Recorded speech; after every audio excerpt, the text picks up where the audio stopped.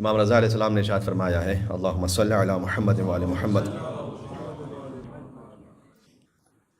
روز عید غدیر میرے جد علی بن ابی طالب کی ولایت کو ماننے والوں کی مثال ویسی ہے کہ جو فرشتوں کی مانند ہیں جنہوں نے حضرت آدم علیہ السلام کو سجدہ کیا تھا حکم خدا سے، اور جو علی کی ولایت سے انکار کرتے اس کی مثال اس ابلیس کی سی ہے کہ جس نے سجدہ کرنے سے انکار کر دیا تھا۔ یہ حدیث امام رضا علیہ السلام ہے۔ اللہ کے نزدیک اور ائمہ علیہ السلام کے نزدیک یہ سب سے بڑی عید ہے، اور خداوند عالم نے کسی پیغمبر کو مبعوث نہیں فرمایا مگر یہ کہ اس نے اس غدیر کے دن کو عید کا دن قرار دیا پہلے ہی سے، اور اسے محترم سمجھا ہے۔ اس کا نام آسمانوں میں روز عید موعود ہے، یعنی وہ دن کے جس کا وعدہ لیا گیا تھا، اور زمین میں اس کا نام میثاق کے ماخوذ ہے۔ روایت میں امام جعفر صادق علیہ السلام سے لوگوں نے پوچھا کہ مسلمانوں کے لیے اللہم صلی علی محمد و علی محمد، کیا جمعہ عید الاضحیٰ اور عید الفطر کے علاوہ بھی کوئی عید ہے؟ چونکہ جمعے کا دن بھی ہے عید۔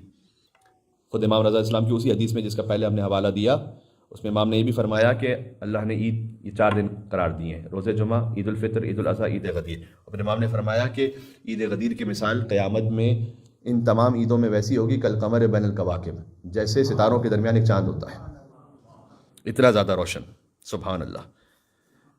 اور کیا اس کے علاوہ بھی کوئی عید ہے؟ جب امام سے پوچھا گیا جمعہ، عید الاضحیٰ، عید الفطر کے علاوہ، تو امام نے فرمایا کہ ہاں، وہ عید جس کی عزت سب سے زیادہ ہے، سبحان اللہ۔ رامی نے پوچھا وہ کون سی عید ہے؟ فرمایا وہ دن جس دن رسول خدا نے امیر المومنین کو اپنی خلافت کے لیے منصوب فرمایا، اور فرمایا کہ جس کا میں مولا اور آقا ہوں اس کے علی بھی مولا اور آقا ہے، اور وہ 18 ذی الحج ہے۔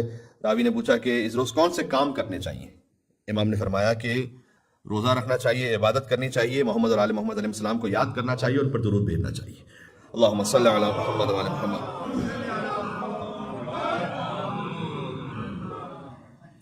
اب جو حدیث سنا رہا ہوں شاید ہمارے لیے اس وقت پریکٹیکلی یہ پاسبل نہ ہو، لیکن یہ سن لیجئے گا، اور جہاں جہاں تک آواز جا رہی ہے انشاءاللہ۔ اور ابن ابی نصر بزنتی سے حدیث ہے، انہوں نے روایت کی امام رضا علیہ السلام سے کہ امام رضا علیہ السلام نے فرمایا کہ تم جہاں کہیں بھی ہو، روز عید غدیر اپنے آپ کو قبر مطہر علی ابن ابی طالب پر پہنچاؤ،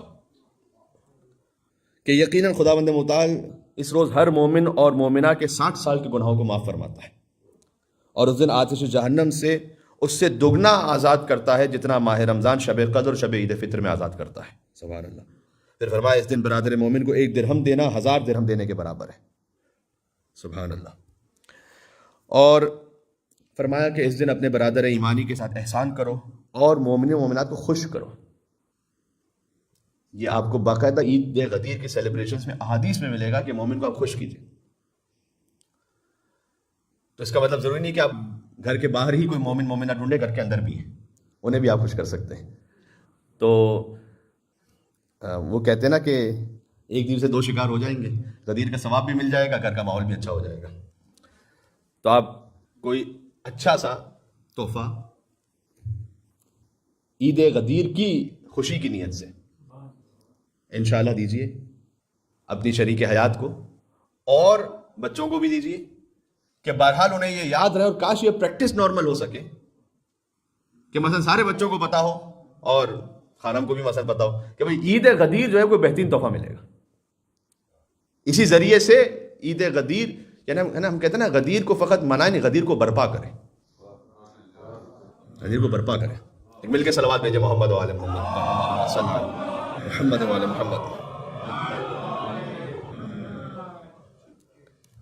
تو بہترین کھانوں کا اہتمام کریں، بہترین خوشبو کا اہتمام کریں۔ چونکہ وقت مختصر ہے، میں کسی اور گفتگو یا نشست میں اس کو تفصیل سے تھوڑا بیان بھی کر دوں گا۔ یہ سنت ہے ائمہ علیہ السلام ہے، بہترین سے بہترین خوشبو لگاتے تھے روز عید غدیر، امام رضا علیہ السلام کی سنت ہے۔ اس میں ثواب بیان کیا گیا، حتیٰ کسی مومن سے مسکرا کر ملنا کس لیے آج عید غدیر ہے، اس کا بے انتہا ثواب بیان کیا۔ تو واقعی ہمیں غدیر کو قائم کرنے کی ضرورت ہے۔ اور پھر امام نے فرمایا کہ خدا کی قسم اگر لوگوں کو اس دن کی فضیلت معلوم ہو جائے جیسے کہ معلوم ہونا چاہیے، تو روزانہ 10 مرتبہ ملائکہ ان سے مصافحہ کریں گے۔ اب میں اپنی بات کرتا ہوں، مجھ سے تو آج تک کسی فرشتے نے مسافہ نہیں کیا. اس کا مطلب یہ کہ میں نہیں جانتا اس دن کی اصل فضیلت کیا ہے. امام نے کہا اگر پتہ چل جائے تمہیں جو اس کا حق ہے اس دن کا، تو ملائکہ روز 10 مرتبہ تو اس سے مسافہ کریں گے. واضح ہو رہی بات؟ یعنی یہ اتنا عظیم الشان دن ہے. مختصر یہ کہ یعنی اس دن کی تعظیم لازم ہے. چند اعمال ذکر کیے گئے. سب سے اہم عمل ہے روزہ رکھنا، اور جو 60 سال کے گناہوں کا کفارہ ہے. اگر آپ پر کوئی رمضان کا واجب قضا روزہ ہے تو قضا کی نیت سے رکھیں تو وہ قضا بھی ادا ہو جائے گا، اور انشاءاللہ غدیر کے دن روزہ رکھنے کا ثواب بھی ملے گا. اور حدیث میں آیا ہے، یہ بڑی لطیف حدیث ہے، کہ غدیر کے دن کا روزہ ساری دنیا کی عمر کے برابر ہے، جو دنیا کی ایج ہے پوری. اس لیے کہ اللہ تعالیٰ نے خلقی دنیا کو کیا ہے ولایت علی بن ابی طالب علیہ السلام کی وجہ سے. تو اس دن آپ روزہ رکھیں، لہٰذا آپ کو ثواب ملے گا ساری دنیا کی جو ایج ہے اس کا. سبحان اللہ. پھر افطار کروائیے. غدیر کے دن افطار کروانا کسی مومن کو، اس کے لیے امام رضا علیہ السلام نے ارشاد فرمایا کہ تم ایک مومن کو اگر افطار کرواؤ گے تو اللہ ایک فعام کو کھانا کھلانے کے برابر اجر دے گا. ابھی میں بتاتا ہوں فعام کیا ہے. پھر امام نے کہا نہیں 2 فعام، 3 فعام، 4 فعام، اور یہاں تک کہ 10 فعام امام نے کہے. فعام کا مطلب ہوتا ہے گروہ ایک. تو راوی نے پوچھ لیا کہ مولا اس ایک گروہ میں کتنے لوگ شامل ہوں گے؟ امام نے کہا 1 لاکھ. ایک مومن کو افطار کروانا. تو بے انتہا اللہ سبحانہ و تعالیٰ گویا تقسیم کر رہے ہیں نام علی بن ابی طالب علیہ السلام پر. تو اس دن کو سیلیبریٹ کریں. خاص میں نے جیسے آپ سے کہا کہ باقاعدہ گھر میں کوئی خوشی منائے، بچوں کو یہ پتہ ہو، ان کو کوئی اچھا سا ایسا کوئی، میں یہ نہیں کہوں گا کہ ٹوائے وغیرہ یہ دلوا دیں کہ جو بعد میں ان کے لیے کسی کام کا نہ ہو، ایک دن کھیل کے انہوں نے پھینک دیا. کوئی ایسی چیز دلائیں انہیں، کوئی اچھی سی کہ جو ان کے لیے مفید بھی رہے اور انہیں یاد رہے کہ ہاں مثلا بابا نے ہمیں دلایا تھا، غدیر کے دن دلایا تھا. کہیں پر آپ کوئی سیر و تفریح کے لیے جائیں، کوئی ایسا اہتمام کریں اور بچوں کو یہ بتائیں اور انہیں خوشی دیں. پھر کچھ نمازیں بھی ذکر کی گئی ہیں، وہ آپ مفاتل جنان میں دیکھ سکتے ہیں، اس کو میں نہیں دہراؤں گا. بس اختتام کرتے ہوئے اتنا کہوں گا کہ جو غدیر کی محفل ہو رہی تھی 18 ذی الحجۃ الحرام کو، وہ کیا عظیم الشان محفل تھی کہ اس محفل کا بانی ہے لا الہ الا اللہ. اس محفل کے خطیب ہیں محمد رسول اللہ، اور اس محفل کا عنوان تھا علی ولی اللہ.